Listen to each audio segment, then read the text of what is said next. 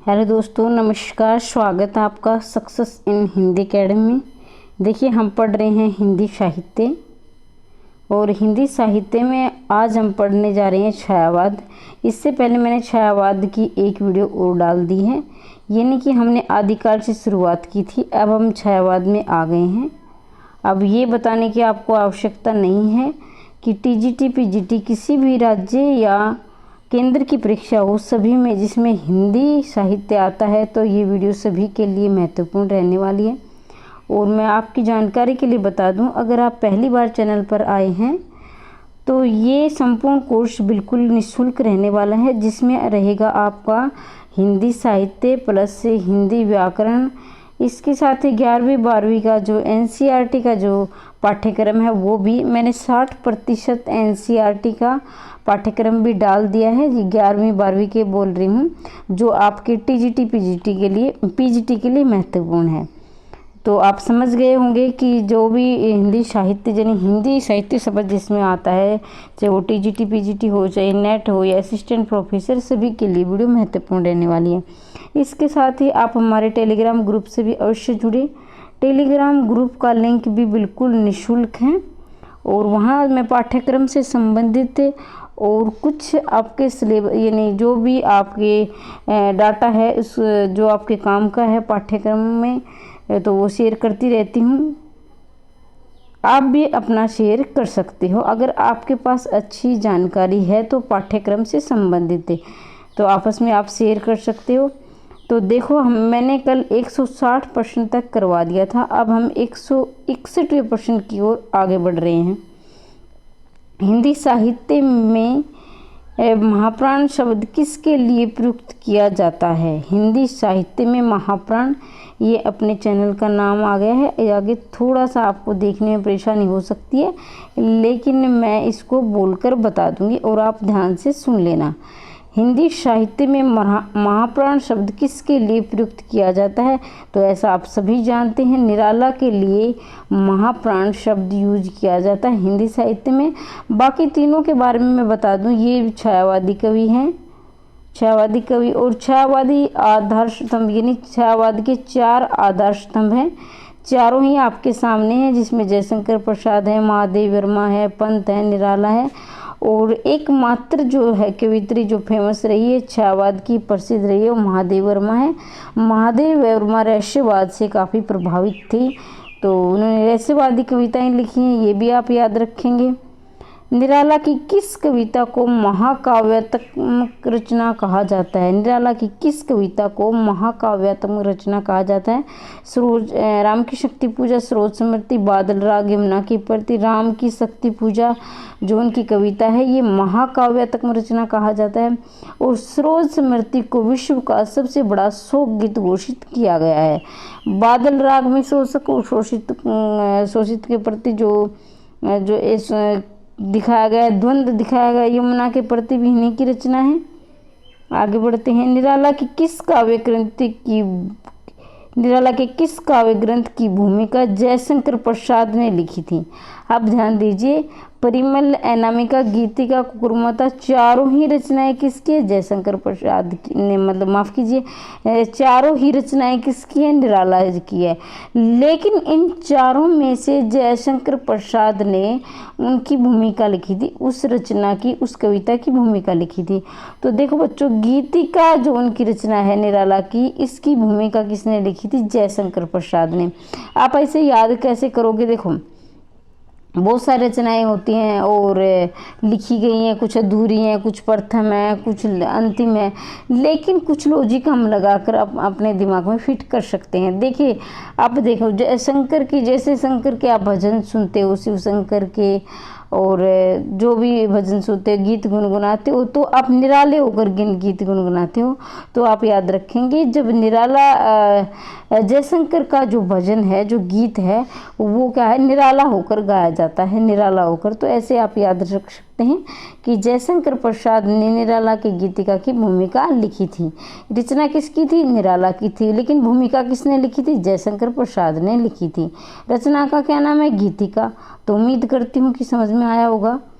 सन 1949 में उत्तर प्रदेश सरकार ने निराला को किस काव्य ग्रंथ के लिए 2100 रुपये से पुरस्कृत किया था? ध्यान रखें, 1949 की बात है, ये है सन 1949 की, आज़ादी के कुछ समय बाद की बातें हैं। और उत्तर प्रदेश सरकार ने निराला को 2100 रुपये से, तो देखो उस समय 1949 के समय की बात है, तो 2100 रुपये कितने ज़्यादा होंगे, कितनी अहमियत होगी उन उतने रुपये की। और तो ये उत्तर प्रदेश सरकार इसकी किस रचना से इतनी प्रभावित हुई? तुलसीदास, नए पत्ते, आराधना, अपरा।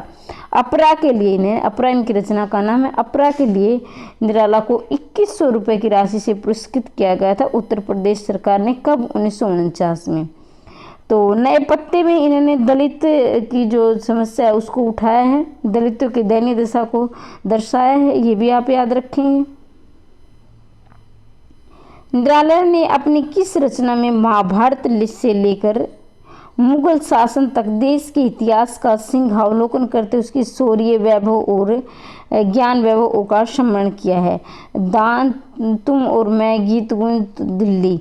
तो जो निराला ने दिल्ली रचना में महाभारत से लेकर मुगल शासन तक के शासन का, उसके सिंहावलोकन, उसके शौर्य, वैभव, ज्ञान का स्मरण किया तो दिल्ली में किया है।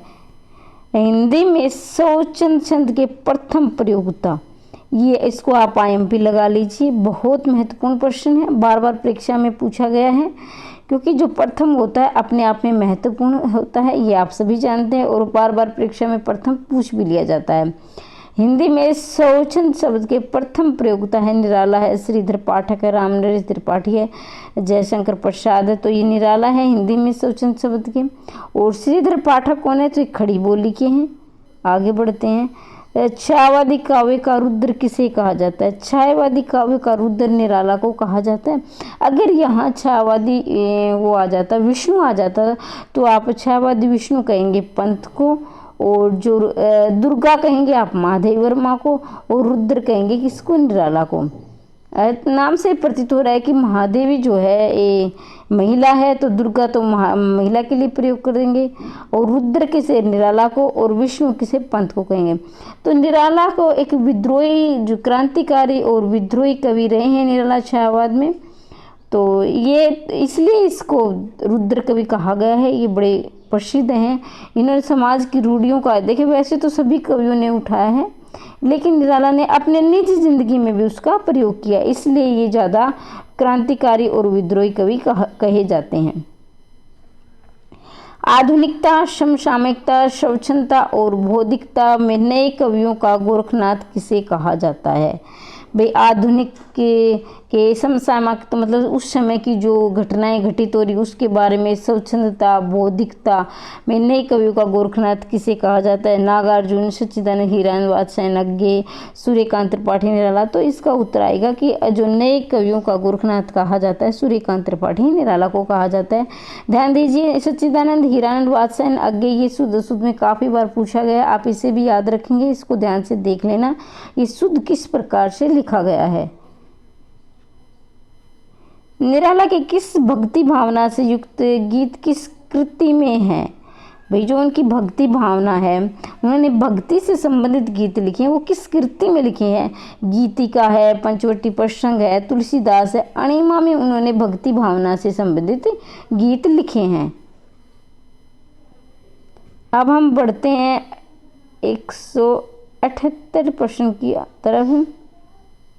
निराला की किस कृति में अद्वैतवाद का प्रतिपादन किया गया है? पंचवटी प्रसंग में अद्वैतवाद का प्रतिपादन किया गया है, हुआ है। और अणिमा में हमने अभी अभी पढ़ा कि भक्ति भावना से गीत जो थे, जो अणिमा में थे, भक्ति भावना से संबंधित थे। निराला की तुम और मैं कविता है, प्रेम संबंधी गीत है, निर्गुण विचारधारा का प्रभाव है, शोषित वर्ग की कटु आलोचना है, सर्वहारा वर्ग के प्रति सहानुभूति है। तो निर्गुण विचारधारा का प्रभाव है तुम और मैं कविता में। अब जिसने नहीं पढ़ा है तो वो प्रेम संबंधी गीत लिखेगा, क्योंकि नाम से उनको यही प्रतीत होगा, लेकिन कई बार ऐसा नहीं होता है, कुछ अलग भी होता है। निराला की तुम और मैं कविता कैसे? निर्गुण विचारधारा का प्रभाव है। निराला कृत तुलसीदास क्या है? मुक्त काव्य है, गीति काव्य, खंड काव्य है, चंपू काव्य है। तो निराला कृत तुलसीदास क्या है? खंड काव्य है। अब ये खंड काव्य क्या होता है, मुक्त काव्य क्या होता है, गीति काव्य देखिए, गीति काव्य में क्या है? जिसमें तुक और लय होता है, और चंपू काव्य जिसमें गद्य और पद्य मिश्रित जो रचना होती है। खंड काव्य क्या होता है? खंड काव्य वो होता है जिसमें क्या है कि अपने आप में नायक की किसी नायक या नायिका की किसी एक घटना का वर्णन होगा, और हर पद अपने आप में स्वतंत्र आज़ाद होगा, एक दूसरे पर आधारित नहीं होगा। मुक्त काव्य में क्या होगा? मुक्त काव्य वो होता है जिसमें छंद अलंकार यानी जो काव्य शास्त्रीय नियमों को नहीं माना गया हो। निराला के किस काव्य ग्रंथ में गजलें भी हैं? नए पत्ते, अनामिका, बेला, जो कुकुरमुता है। बेला में क्या है? निराला की जो काव्य ग्रंथ है, निराला का जो काव्य ग्रंथ है उसमें बेला में क्या है? गजलें हैं। हिंदी का सर्वाधिक प्रसिद्ध शोक गीत आईएमपी लगाइए। बहुत महत्वपूर्ण प्रश्न है, बार बार परीक्षा में पूछा गया है और आगे भी पूछा जा सकता है, इसे आप याद रखेंगे। सरोज समृद्धि, तो सरोज समृद्धि के बारे में आप सभी जानते हैं।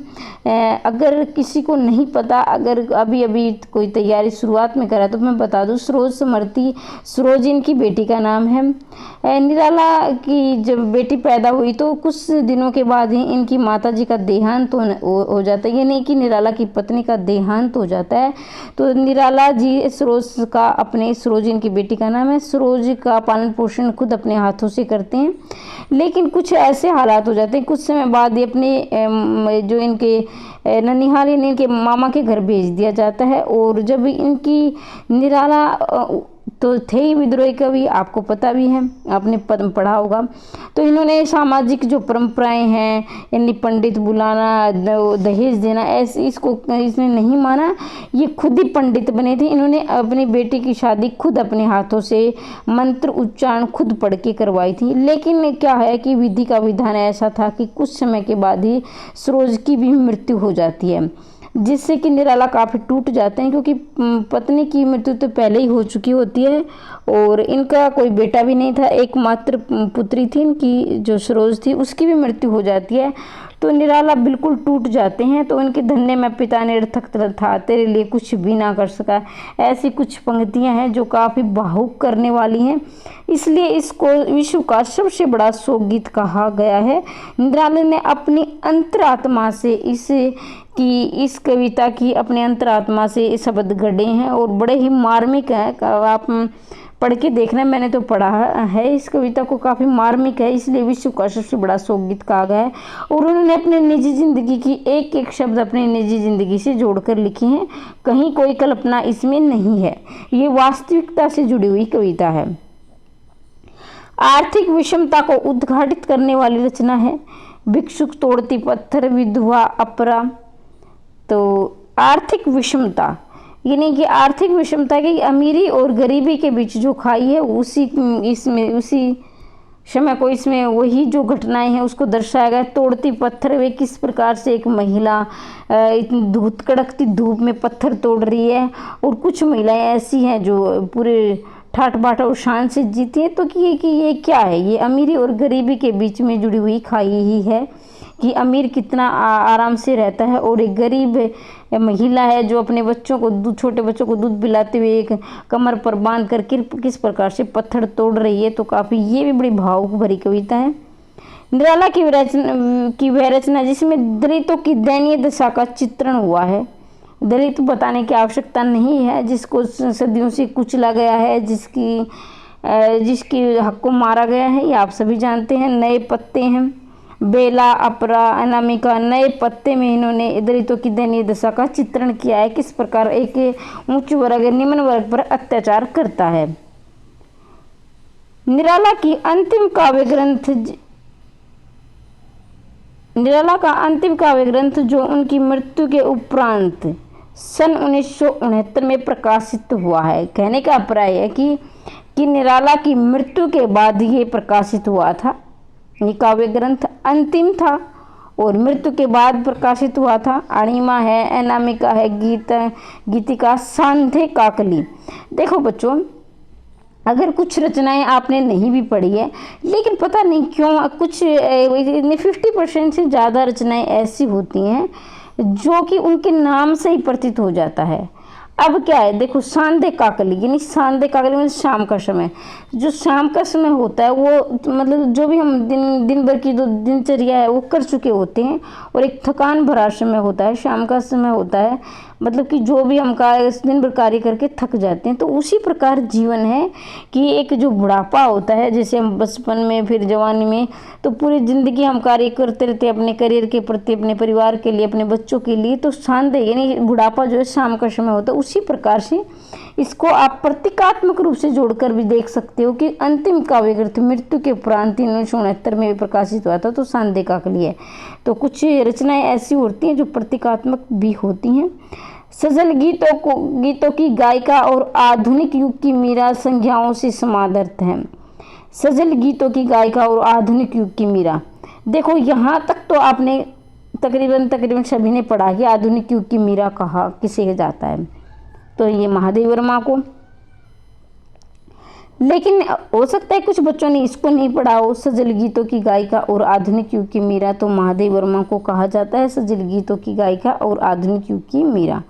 अब आगे बढ़ते हैं। महादेव वर्मा की खड़ी बोली में रचित प्रथम कविता, आप देखो यहाँ उस पार प्रतीक्षा दिया विसर्जन, तो देख ये है महादेव खड़ी बोली में। ध्यान दीजिए, कई बार क्या होता है कि आप जल्दबाजी में प्रथम कविता पढ़ लेते हो, लेकिन इसका भी आप ध्यान रखोगे कि उसमें भाषा खड़ी बोली में कौन सी है, ब्रज भाषा में कौन सी है, उर्दू में कौन सी है, तो ध्यान रखेंगे खड़ी बोली में है और ये प्रथम कविता है। और कौन सी है, तो दिया है। तो ये हमारे 187वां प्रश्न। आगे बढ़ते हैं। देखिए भाई, अगर आप निःशुल्क रूप से फ़ायदा उठाना चाहते हैं टीजीटी पीजीटी किसी भी एग्जाम का, और ये हिंदी साहित्य में करवा रही हूँ, हालांकि प्रश्न थोड़े से देखो, जब चाहूँ तो मैं यहाँ 500-600 क्वेश्चन भी लेकर आ सकती हूँ, लेकिन मैंने वही प्रश्न उठाए जो परीक्षा की दृष्टि से महत्वपूर्ण है, जो पिछली परीक्षाओं में पूछे गए प्रश्न है या फिर आगे आने की संभावना है। तो मैंने महत्वपूर्ण प्रश्न उठाए हैं जो आप जब आप परीक्षा दोगे तो आपको मैं याद आऊँ उसमें कि ये प्रश्न तो मैंने उस चैनल से पढ़ा था। तो आप खुद समझदार हैं। अगर आप टीजीटी पीजीटी या किसी भी परीक्षा में अगर हिंदी साहित्य और हिंदी व्याकरण एनसीईआरटी पूछा जाता है तो निःशुल्क रूप से तैयारी करना चाहते हैं, अगर मेरे साथ आप जो मैंने वीडियो डाल रखी है आप शुरू से लेकर अंत तक देखोगे और ईमानदारी से तैयारी करोगे, यानी कि कुछ नोट भी कर सकते हो जो महत्वपूर्ण प्रश्न है। अगर नोट करने का आपके पास समय नहीं है तो वीडियो को 2-3 बार सुन लिया करो ताकि आपकी अच्छी खासी तैयारी हो जाए। तो आप निःशुल्क रूप से टेलीग्राम ग्रुप से भी अवश्य जुड़ सकते हो, और पहली बार आए हैं तो चैनल को सब्सक्राइब अवश्य कर लें। इसलिए बोल रही हूँ ताकि मैं आपको अब कोशिश करूँगी आपको हर दिन वीडियो मिले। छाया में सर्वाधिक रहस्य भावना किसमें पाई गई, ये मैं पहले बता चुकी। रहस्य भावना जो है महादेव वर्मा में। देखो वैसे तो रहस्य भावना सभी कवियों में थोड़ी बहुत दिखाई देती है क्योंकि छायावाद की विशेषता ही रहस्य भावना है, लेकिन जो सबसे ज़्यादा है यानी यहाँ लिखा है सर्वाधिक, यानी सबसे ज़्यादा जो रहस्य की भावना से प्रभावित जो रचनाएं लिखी हैं जो कवित्री है तो वो महादेव वर्मा है। महादेव वर्मा के बारे में बात करूँ तो महादेव वर्मा ने 1982 में ज्ञानपीठ पुरस्कार में मिला है यामा रचना में, जो कि एकमात्र कवित्री ऐसी है जिसे किसी एक रचना के लिए, ध्यान रखेंगे, किसी एक रचना के लिए ज्ञानपीठ पुरस्कार से सम्मानित किया गया था यामा के लिए। बाकी आगे हम इसका डिटेल से पढ़ेंगे। महादेव वर्मा की बौद्ध दर्शन से प्रभावित रचना बार बार परीक्षा में पूछे गया है, ध्यान से याद रखेंगे। निहार, शांति गीत, निर्जा, रश्मि, बौद्ध दर्शन से प्रभावित रचना है, रश्मि है, ठीक है। तो ये भी आप याद रखेंगे। महादेव वर्मा की जीवनानुभूतियों की अभिव्यक्ति किस ग्रंथ में हुई है, सांध्य असीम, निर्जा, दीपशिखा। थोड़ी देर पहले हमने पढ़ा कि बौद्ध दर्शन से प्रभावित रचना कौन है, रश्मि है, और इसमें उसकी जीवन में जो उन्होंने अनुभूत किया, जो महसूस किया, जो सीखा, वो सांध्य गीत में इन्होंने संकलित कर दिया। सांध्य गीत देखिए हमने थोड़ी देर पहले सांध्य काकली पढ़ा था, ठीक है। तो उसमें भी ये दिखाया गया थी कि उनकी कवि की मृत्यु के उपरांत ये छपा था। उसी प्रकार इसके नाम से प्रतीत हो रहा है कि सांध्य गीत है, यानी उन्होंने अपने ज़िंदगी में जो कुछ भी कार्य किए वो अपने जो महसूस किया वो सांध्य गीत में, देखो ये अपनी ज़िंदगी से जुड़ा हुआ है। मैं थोड़ी देर पहले बता रही थी कि नाम से प्रतीत हो जाता है। निर्जा काव्य पर महादेव वर्मा को सन 1934 में कौन सा पुरस्कार मिला है? निर्जा रचना का क्या नाम है? निर्जा। कब मिला है? 1934 में मिला है। कौन सा पुरस्कार मिला है? शेक्सपियर पुरस्कार। तो ध्यान रखेंगे निर्जा पर 1934 में उन्हें शेक्सपियर पुरस्कार मिला है। आगे बढ़ते हैं। महादेवी जी को किस रचना पर मंगला पारितोषिक सम्मान मिला है? मंगला पारितोषिक, तो भाई मंगला पारितोषिक मिला यामा पर। तो देखो अब आपके मन में सवाल होगा कि मैम आप थोड़ी देर पहले, हो सकता है किसी बच्चे के मन में सवाल हो, तो मैं पहले ही बता देती हूँ कि मैंने थोड़ी देर पहले आपको बताया था 1982 में इन्हें ज्ञानपीठ पुरस्कार मिला था किसी एक रचना के लिए, एकमात्र कवियत्री को। बाद में तो ये सभी जो लेखक या लेखिका के संपूर्ण जीवन की जो उपलब्धि थी, जो संपूर्ण जीवन का जो साहित्य था उसके बारे में मिलने लगा। लेकिन एकमात्र रचना की मैं बात करती तो एकमात्र कवियत्री ऐसी है जिनको यामा के लिए 1982 में ज्ञानपीठ पुरस्कार मिला। अब इसको मंगला पारितोषिक भी मिला है। कौन सी पर? यामा के लिए। तो मैं आपकी जानकारी के लिए बता दूं कि ये क्या है कि एक रचना के लिए 2-3 पुरस्कार भी मिल सकते हैं अगर वो रचना अच्छी है, जो पसंद आ गई समाज को, जो हमारे जो इनके जो भी देने वाला जो साहित्य अकादमी है, ज्ञानपीठ है, व्यास है, तो एक रचना के लिए 2-2, 3-3 पुरस्कार भी मिले हैं। एक से ज़्यादा पुरस्कार भी मिल सकते हैं एक रचना के लिए। तो ध्यान रखेंगे यामा के लिए ने मंगला पारितोषिक सम्मान भी मिला है, ज्ञानपीठ पुरस्कार भी मिला है। यामा के लिए महादेव जी को 1982 में किस पुरस्कार से सम्मानित किया गया? ज्ञानपीठ से, ये भी हम डिस्कस कर चुके हैं। प्रकाशन काल की दृष्टि से महादेव वर्मा की रचनाओं का सही अनुक्रम, सही और ये जब लगा सकते हो जब आपको इनका समय याद हो। तो ध्यान रखिए निर्जा निहार रश्मि सांध्य गीत, रश्मि निहार सांध्य गीत, निर्जा निहार, ये तीसरा आएगा। तो बच्चों निहार का समय है 1930, निहार का समय है 1930। रश्मि का समय है 1932, याद रखेंगे महत्वपूर्ण है 1932। निर्जा का समय है 1935, निर्जा का समय 1935 और सांध्य गीत का समय है 1936। तो याद रखेंगे निहार का हो गया 1930, रश्मि का हो गया 32, निर्जा का हो गया 35 और सांध्य गीत का 1936। निहार 30, रश्मि 32, निर्जा 35, सांध्य गीत 1936। तो ऑप्शन नंबर सी इसका उत्तर होगा। आगे बढ़ते हैं। डॉक्टर रामकुमार वर्मा की काव्य कृतियों का सही अनुक्रम, अब सही अनुक्रम लगाना है, फिर पूछ लिया गया है। तो अंजलि का समय है आपका 1929, अंजलि का रहेगा 1929, अभिशाप का रहेगा 1930 और रूप राशि का रहेगा 1931 और निशिथि का रहेगा 1933, निशिथि का 1933, रूप राशि का रहेगा 31 और अभिशाप का रहेगा 1930, अभिशाप का 1930 और अंजलि का 1929। तो ऑप्शन नंबर डी इसका सही उत्तर हो जाएगा। अंजलि 1929, अभिशाप 1930, रूप राशि 1931, निशिथि 1933। तो इस प्रकार से ये अनुक्रम आएंगे। आगे बढ़ते हैं। 195 का आप हो गया था, 196 प्रश्न की तरफ। देखो भाई टीजीटी पीजीटी में भी जो महत्वपूर्ण प्रश्न है आजकल पूछ लिए जाते हैं, ये नहीं कि सिर्फ नेट में ही आते हैं, तो आप ध्यान रखेंगे, इन्हें आप याद रखेंगे। अरुणय मध्य देश हमारा, तो ये है अरुणय मध्य देश हमारा बहुत प्रसिद्ध पंक्तियां हैं, काफ़ी बार परीक्षा में पूछी गई है और आगे भी पूछी जा सकती हैं, याद रखेंगे। चंद्रगुप्त हैं और अजातशत्रु, कामायनी, झरना, ये सारी किसकी है? जयशंकर प्रसाद की रचनाएं हैं। अरुणय मध्य देश हमारा चंद्रगुप्त की से ली गई है। दुख ही पिछली रजनी बीच विकसता सुख का नवल प्रकाश, दुख की पिछली रजनी बीच विकसता सुख नवल प्रकाश, ये पंक्तियां कहाँ से ली गई है? तो ये पंक्तियां कामायनी से ली गई। कामायनी का समय रहेगा 1935 और कामयानी में सरक के हैं, काफ़ी बार पूछ लिए जाते, क्रम से भी पूछ लिए जाते हैं। तो कामयानी में सरक है कितने? 15। इसका प्रथम सरक कौन सा है? चिंता है। इसका अंतिम सरक कौन सा है? आनंद है।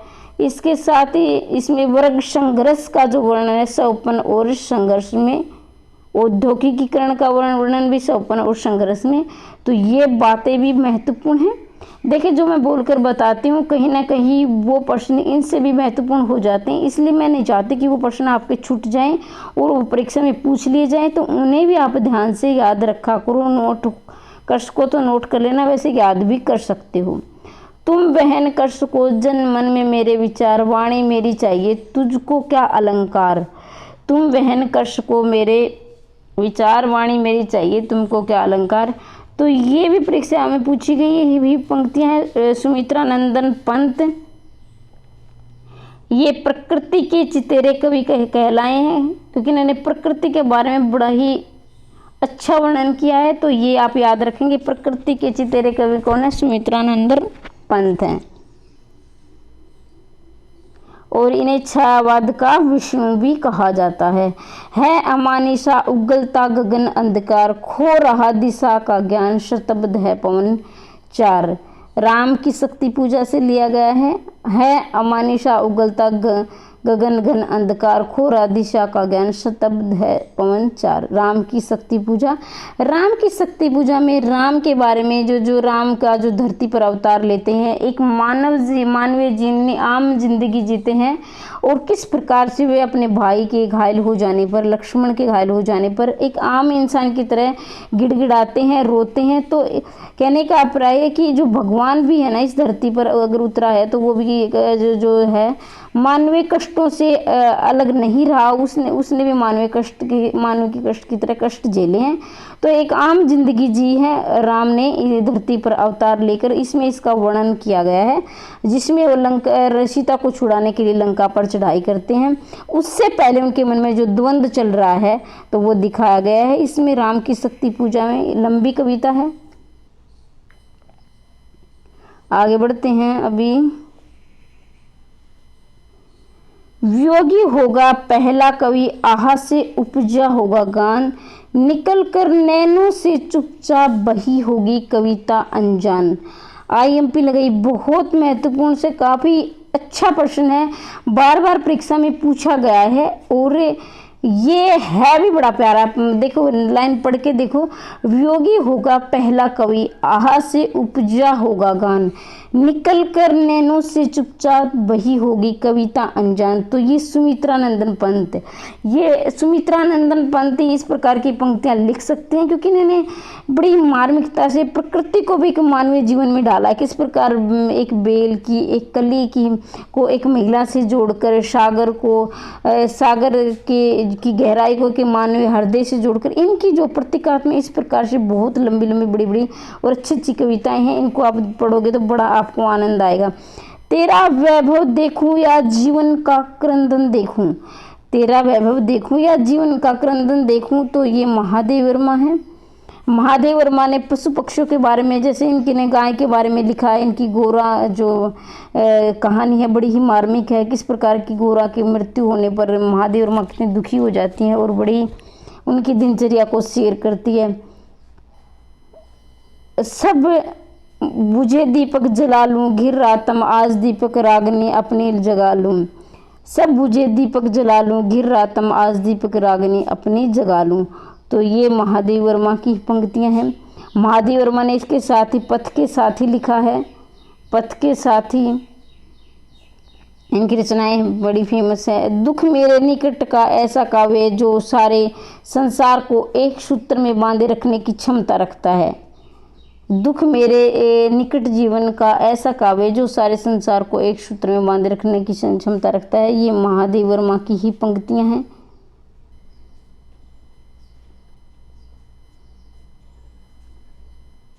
आगे बढ़ते हैं। परमात्मा की छाया आत्मा में पड़ने लगती है और आत्मा की छाया परमात्मा में पड़ने लगती है। देखिए भाई, जिसने पिछली परीक्षाएं, अगर पिछले जो प्रीवियस ईयर है, गत वर्षों में जो प्रश्न हुए हैं, यानी प्रश्न पत्र आपने देखे हैं गत वर्षों में जो परीक्षाएं हुई हैं, वो क्या है कि जो हल किया आपने तो आपको पता लगेगा कि ये प्रश्न कितना महत्वपूर्ण है। बहुत बार बार मुझे बोलना पड़ा, अपने आप ही समझ लेना कि ये जो मैंने गत वर्षों में हुए हैं या प्रश्न है या फिर आगे पूछे जाने की संभावना है तो बड़े महत्वपूर्ण है। ये डॉक्टर रामकर वर्मा की रहेगी। परमात्मा की छाया आत्मा में पड़ने लगती है और आत्मा की छाया परमात्मा में पड़ने लगती है। अब जिसने नहीं पढ़ा शायद यहाँ दिया नहीं गया है, रामचंद्र शुक्ल दे दिया जाता तो बहुत सारे बच्चे ऐसी गलती यहाँ कर सकते हैं कि रामचंद्र जो प्रसिद्ध पंक्तियाँ आप तुरंत रामचंद्र शुक्ल लगा देते हो, लेकिन ऐसा नहीं है। डॉक्टर रामकर वर्मा, डॉक्टर रामस्वरूप चतुर्वेदी, हजारी प्रसाद द्विवेदी, ये भी काफ़ी इन्होंने अच्छी आलोचना की है, समालोचक रहे हैं, तो इनके बारे में भी ध्यान से पढ़ लिया करो। निम्नलिखित पंक्तियों को उनके रचनाकारों के साथ सुम्मिलित कीजिए। तो ये पंक्तियां हैं, ये रचनाओं में से, तो आप इन्हें सुम्मिलित करेंगे। अब अभिव्यक्ति के सारे खतरे उठाने ही होंगे। अब अभिव्यक्ति के सारे खतरे उठाने ही होंगे। एक मिनट, मैं थोड़ा इसको जूम कर लेती हूँ। 205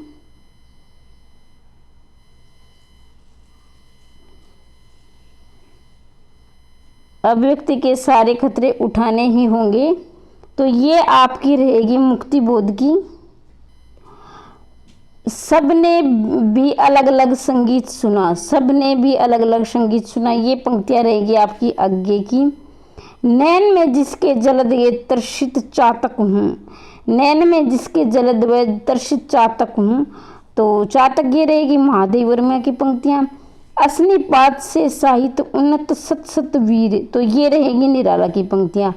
अब शायद किसी को नहीं पता होगा, वैसे पता भी होगा कि चातक कौन है। चातक वो पक्षी है जो क्या सिर्फ वर्षा का जल ही ग्रहण करता है, कि चातक की कसम खाता है कि मैं वर्षा के सिवा किसी और का जल ग्रहण नहीं करूँगा। तर्षित का मतलब होता है प्यास, और जलद मतलब बादल, मतलब कि उसके जो चातक की जो नैन है बादल की तरफ एक टक लगाए रहते हैं। वो गर्मी का मौसम होता है, बहुत कहीं पर पानी मतलब कि तालाबों में पानी सूख जाता है, लेकिन चातक एक टक बादल की तरफ देखता रहता है कि कब बारिश होगी, मैं अपनी प्यास बुझाऊंगा। वो कहा जाता है कि ये बादल के सिवा किसी का जल ग्रहण नहीं करता है। तो ये दृढ़ संकल्प कहा जाता है कि अगर दृढ़ संकल्प लो तो चातक जैसा लो, कि चातक चाहे अपनी जान चली जाए लेकिन वो अपने वचन से नहीं जाता कि मैं वर्षा का ही जल ग्रहण करूंगा। तो आज से आप भी ये करो कि ये परीक्षा जो भी जिसकी भी आप तैयारी कर रहे हो कि मैं ये परीक्षा निकाल कर ही रहूँगा, चाहे मुझे कितनी भी तैयारी करनी पड़े। तो इस प्रकार जिसका उत्तर होगा ऑप्शन नंबर ए।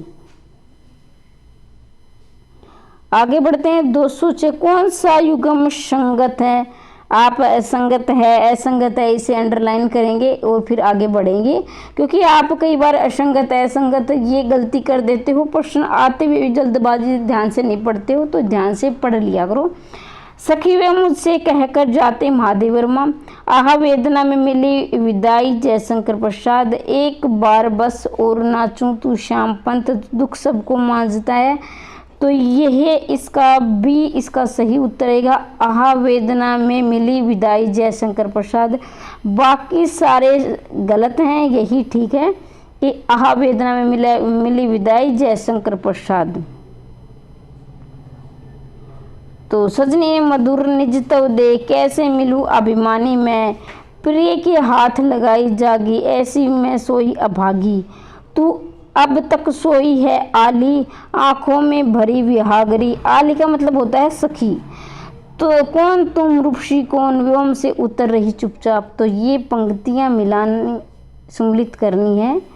तो यहाँ इनके लेखकों का नाम नहीं दिया गया है, ऊपर दिया गया है, वहाँ देखेंगे तो ये इसकी पंक्तियाँ दी गई। तो इसका अगर देखा जाए तो सी इसका उत्तर रहेगा। अब आप इसको ऊपर नीचे कर देख सकते हैं, लेकिन एक बार फिर मैं आपको दिखा देती हूँ ताकि आपको इसका ऑप्शन बता दिया था मैंने, ए रहेगा। एक मिनट, सी आएगा भाई, इसका सी आएगा। तो मैं एक बार आपको बता देती हूँ, ठीक है। प्रश्न नंबर है 207। सजनी मधुर निज तव दे, कैसे मिलूं अभिमानी मैं। सजनी इसका रहेगा महादेवी वर्मा। प्रिय के हाथ लगाई जागी, ऐसी मैं सो गई अभागी। तो ये रहेगा सूर्यकांत त्रिपाठी निराला। तू अब तक सोइए आली, आंखों में भरी विहागरी। तो इसका रहेगा जयशंकर प्रसाद। कौन तुम रूपसी कौन व्योम में उतर रही चुपचाप, इसके रहेंगे सुमित्रा नंदन पंत। तो इस प्रकार से इसका रहेगा। आप भी अपने आप भी मिलान कर सकते हो और अपने आप से करोगे तो ज़्यादा जल्दी आपको याद होगा।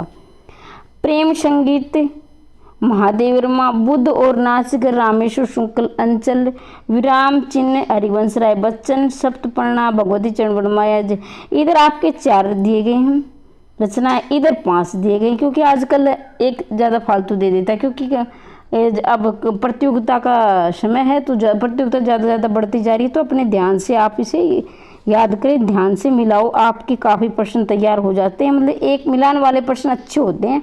अगर आपको एक मिलान आ रहा है तो पूरा प्रश्न ठीक हो सकता है, या फिर एक प्रश्न के साथ आप 4-4, 5-5 प्रश्न भी तैयार कर सकते हो। तो प्रेम संगीत का रहेगा भगवती चरण वर्मा। मैं इसकी ट्रिक भी बताऊंगी, पहले आप इसे ध्यान से देखें। बुद्ध और नाच घर का रहेगा आपका हरिवंश राय बच्चन, ठीक है। विराम चिन्ह का रहेगा इसका रामेश्वर शुक्ल, ठीक है। विराम चिन्ह का रहेगा रामेश्वर शुक्ल और शब्द प्रणवा का रहेगा महादेव वर्मा। अब आप ध्यान से देखेंगे, एक बार फिर से मैं बता देती हूँ आपको। प्रेम संगीत भगवती चरण वर्मा, देखो भाई प्रेम संगीत, एक मिनट, प्रेम संगीत भगवती चरण वर्मा। ये नहीं कि देखो आप भगवती आपको यहाँ माता जी मान लीजिए, आप भगवती की जब आप पूजा करते हो, पूजा अर्चना, तो वह बड़े प्रेम में उसके प्रेम के संगीत गाते हो, यानी गीत गाते हो। तो प्रेम संगीत के कौन रहेंगे? भगवती चरण वर्मा। बुद्ध और नाच घर हरिवंश राय बच्चन। बुद्ध और नाच घर, अभी क्या है, बच्चे क्या है, नाचते रहते हैं, मतलब कि अपनी मस्ती में झूमते रहते हैं। बुद्ध और नाच घर, घर का क्या बना देते हैं, नाच घर बना देते हैं। तो बच्चे क्या करते हैं, नाच घर बना देते हैं। इस प्रकार से आप याद रख सकते हो। बच्चन, अगर ये आगे का याद नहीं हो रहा, बच्चन लास्ट का इनका जो गोत्र है बच्चन भी आप याद कर सकते हैं। विराम चिन्ह के रहेंगे आपके रामेश्वर शुक्ल अंचल, रामेश्वर शुक्ल रहेंगे विराम चिन्ह। और सप्तपर्णा नाम से प्रतीत हो रहा है, सप्तपर्णा एक स्त्री का बोध हो रहा है। अब सप्तपर्णा किसी भी शब्द के पीछे अगर आता है तो वो महिला का, स्त्री लिंग का बोध कराती है। ये भी आप व्याकरण के नियम है, इसे आप याद रखेंगे। सप्तपर्णा तो ये महादेव वर्मा का। हरिवंश राय बच्चन के बारे में आप सभी जानते होंगे, जो अमिताभ बच्चन जी के पिता थे। और इनकी आत्मकथा पूछ ली जाती है कि इनकी आत्मकथा कितने भागों में, तो इनकी आत्मकथा कितने भागों में आप कमेंट बॉक्स में आप बताएंगे। अगर आपको किसी को नहीं आ रहा है या नहीं पता है तो कमेंट बॉक्स में आप कमेंट कर सकते हो। अभी देखना, प्रकाशन काल की दृष्टि से सही अनुक्रम आ गया है, 219 का प्रश्न है। मधुशाला, निशा निमंत्रण, पंडे पत्रिका और त्रिभंगिमा। तो ऑप्शन नंबर ए ही सही उत्तर है इसका। मधुशाला किसकी रचना है? ये हरिवंश राय बच्चन की है मधुशाला, 1935 में लिखी थी जो इन्होंने। निशा निमंत्रण 1938, निशा निमंत्रण है। मधुशाला 1935, निशा निमंत्रण 1938, प्रणय पत्रिका 1955, प्रणय पत्रिका 1955 और त्रिभंगिका में रहेगा 1961, ठीक है। तो मैं, अगर आपको स्पष्ट दिखाई नहीं दे रहा तो मैं बोल के बता रही हूँ, ध्यान से सुन सकते हो। मधुशाला 1935, निशा निमंत्रण 1938, प्रणय पत्रिका 1955 और त्रिभंगिका 1961। तो ये इनका अनुक्रम है। तो इससे पहले हम प्रकृतिवाद नहीं करेंगे, आज हम यहीं से पढ़ेंगे। छायावाद की एक पार्ट मैंने पहले डाल दिया है, आज ये हमारा दूसरा पार्ट था। जिसने वो वीडियो नहीं देखी वो भी देख सकते हैं। और जो चाहते कि मैं पहले एनसीईआरटी या व्याकरण करूं तो जब आप प्लेलिस्ट में जाओगे आपको एनसीईआरटी के लगभग मैंने 60% कोर्स करवा रखा है। पीजीटी की मैं यहाँ बात कर रही हूँ। पीजीटी के लिए व्याकरण तो सभी की सामान्य होती है, सभी परीक्षा में पूछी जाती है, वो भी कर सकते हैं। इसके साथ ही मैंने आदिकाल से लेकर छायावाद कंप्लीट कोर्स करवा दिया है।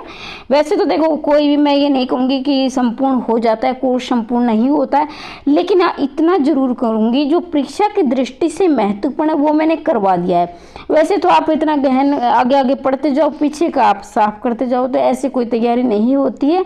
तो आप वही प्रश्न पढ़ो जो परीक्षा की दृष्टि से महत्वपूर्ण है, जो बार बार परीक्षा में आए हुए प्रश्न है या आगे आने की संभावना है।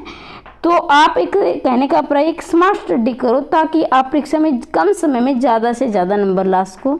इसके साथ ही आप टेलीग्राम ग्रुप से भी जुड़े, वहाँ भी मैं पाठ्यक्रम से संबंधित आपको डाटा देती रहूँगी। और अगर कोई भी फिर भी डाउट है आपके मन में तो कमेंट बॉक्स में कमेंट छोड़ें, या तो मैं कमेंट बॉक्स में आपका जवाब दे दूंगी, यानी देने की अगर लगता है कि देने की संभावना है। कुछ प्रश्न ऐसे होते हैं जो कमेंट बॉक्स में जिनका जवाब हम नहीं लिख सकते, नहीं समझा सकते, तो मैं उनके लिए वीडियो बना दूंगी। मिलते हैं नेक्स्ट वीडियो में। वीडियो देखने के लिए धन्यवाद।